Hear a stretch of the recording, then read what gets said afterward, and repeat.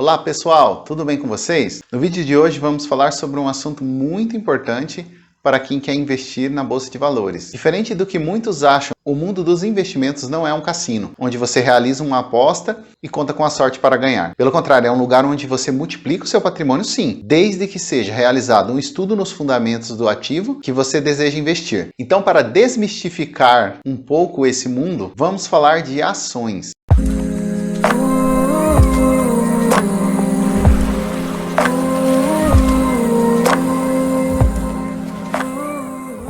Então vamos começar com uma pergunta bem simples. O que são ações? Ações são títulos de propriedade de uma empresa, é um pequeno pedaço de um negócio que pode trazer ótimos retornos financeiros. Agora se atenha a essa palavra negócio. Imagine a seguinte situação, alguém que você não conhece pedindo apenas que você invista uma quantia em dinheiro, oferece uma oportunidade de sociedade em um negócio e promete uma parcela dos lucros. Será que você simplesmente entregaria o dinheiro e esperaria pelo retorno? Certamente que não. Antes de tomar qualquer decisão, você investigaria a pessoa por trás dessa oferta, o ramo que o negócio atua, o potencial de retorno do investimento e o valor da empresa, a existência de dívidas e um histórico de crescimento dessa empresa, com toda certeza. E após essa análise minuciosa, você chegaria à conclusão que a proposta é realmente boa, mergulharia de cabeça nessa oportunidade. E se após essa análise minuciosa você chegasse à conclusão de que a proposta é realmente boa, você mergulharia de cabeça nessa oportunidade. Da mesma forma, você deve agir com ações. E as ações o que são? São nada mais do que negócios, são empresas. Assim como acontece com vários ativos, existem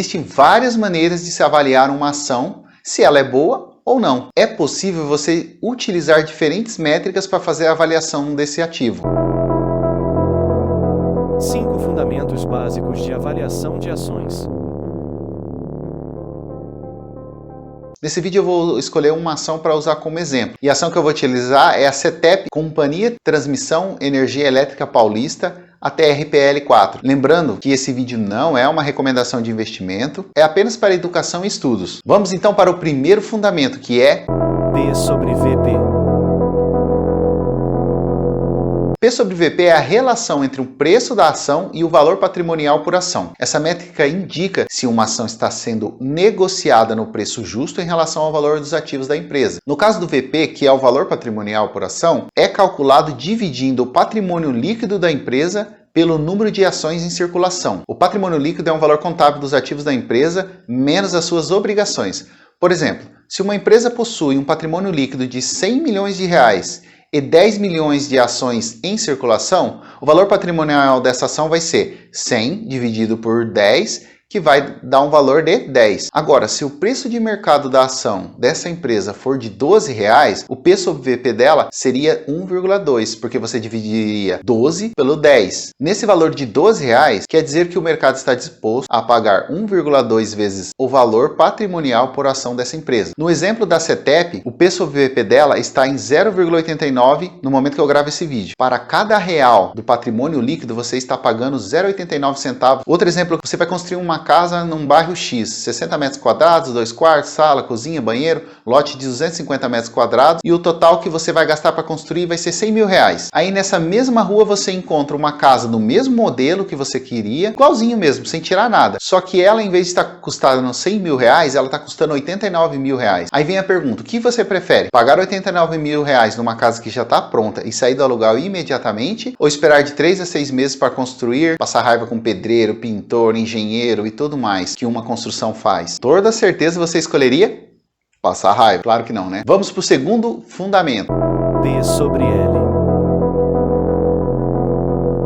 P sobre L, ou preço sobre lucro, é uma das métricas mais utilizadas na análise fundamentalista de uma ação. Ele é calculado pela divisão do preço de mercado da ação pelo lucro líquido por ação. O lucro líquido é o resultado final de uma empresa após o pagamento de todos os impostos e as despesas. Por exemplo, se uma empresa possui um lucro líquido de 50 milhões, 10 milhões de ações em circulações, o lucro líquido por ação seria de 5, que vamos dividir 50 milhões por 10 milhões. Se o preço de mercado da ação dessa empresa for 20 25, o PL seria de 5, porque nós vamos dividir 25 por 5. Ou seja, o mercado está disposto a pagar 5 vezes o lucro líquido da ação da empresa. O PL indica também quanto tempo é necessário para que o investidor recupere o valor investido naquela ação, em relação ao lucro gerado pela empresa. Quanto menor o PL, mais rapidamente o investidor recupera aquele valor investido. Vamos para o exemplo da CETEP novamente. O PL dela está em 6,32. Mantendo esses números, eu levaria mais ou menos 6 anos e 4 meses aproximadamente para recuperar o dinheiro investido. Quero dizer com isso que, se eu investisse 50 mil reais, ela me devolveria os 50 mil reais de forma de dividendos em pouco mais de 6 anos. E ainda teria as ações. Começou a entender agora qual que é a importância de você estudar esses fundamentos? O terceiro fundamento que nós vamos falar... Dividend Yield.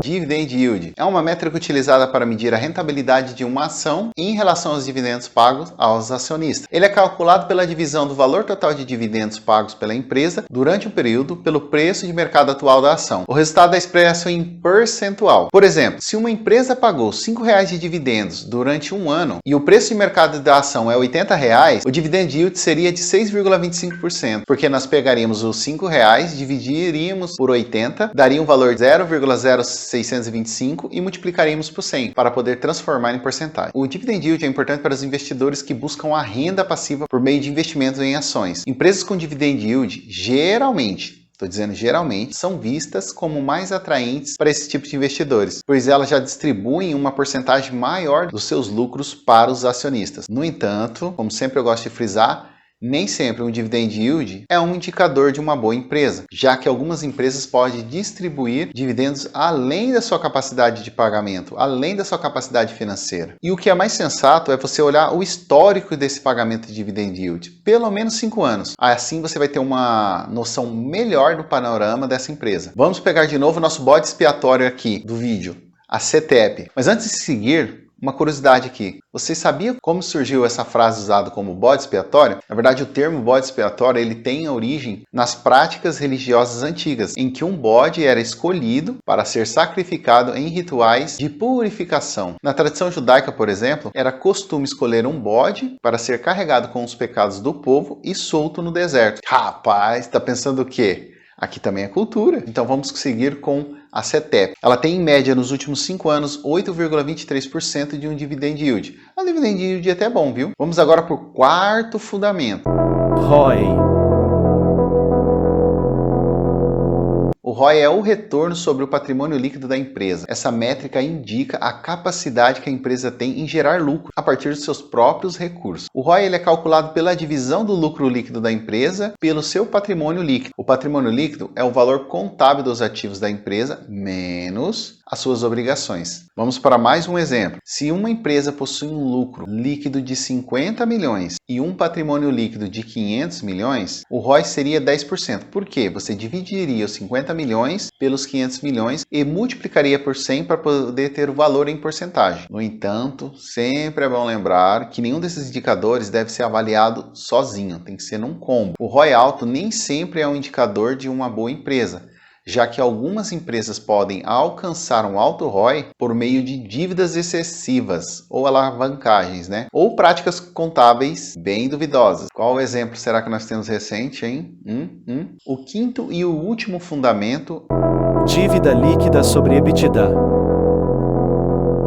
É a relação entre a dívida líquida da empresa e seu EBITDA. Essa métrica indica a capacidade que a empresa tem de honrar as suas obrigações financeiras e quão alavancada ela está. A dívida líquida é muito simples, ela é calculada subtraindo-se as dívidas da empresa e seus ativos financeiros, como caixa de investimentos. Já o EBITDA é uma sigla em inglês que significa, trazendo para o português, lucros antes dos juros, impostos, depreciação e amortização. É uma medida do lucro operacional da empresa, antes do pagamento desses juros, impostos, depreciação e amortização. Vamos, por exemplo, para ficar mais claro. Por exemplo, uma empresa tem uma dívida líquida de 200 milhões e um EBITDA de 100 milhões de reais. A dívida líquida dividida pelo EBITDA seria 2, os 200 milhões dividido pelos 100 milhões. A dívida líquida e EBITDA é uma métrica importante para avaliar aquela saúde financeira da empresa, já que ela indica o quanto tempo a empresa levaria para pagar suas dívidas, considerando seu lucro operacional. Empresas com a dívida líquida e EBITDA abaixo geralmente geralmente são vistas como mais atrativas para os investidores, já que elas têm uma capacidade maior de pagar as suas dívidas de curto e longo prazo. No entanto, vale salientar, sempre é bom lembrar que a dívida líquida e EBITDA abaixo nem sempre é um indicador de boa empresa, já que algumas empresas podem ter um baixo endividamento por não estarem investindo o suficiente em seu crescimento. É uma coisa encana a outra. Uma empresa que investe para crescer, com certeza ela vai pagar mais dividendos, as suas ações podem valorizar. Investir em ações pode ser uma ótima opção para quem quer aumentar o seu patrimônio, mas para que isso ocorra é preciso analisar um conjunto com outras métricas e indicadores financeiros, como o fluxo de caixa livre da empresa